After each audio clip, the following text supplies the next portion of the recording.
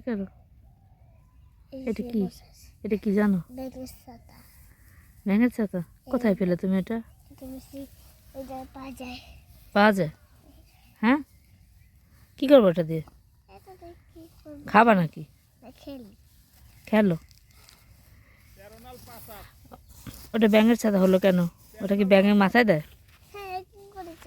কখন দেয়? বৃষ্টির সময়? ওটা খাওয়া যায় জানো? ওটাকে কি বলে জানো? ওটাকে বলে মাশরুম। হ্যাঁ, ওটা রান্না করে খাওয়া যায়, ভেজে খাওয়া যায়।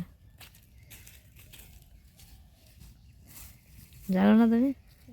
হ্যাঁ, খাওয়া যায়, রান্না করে যায় অনেকগুলো করে, তারপর ভেজে ফ্রাই করে খাওয়া হয়, সে মাশরুম বলে।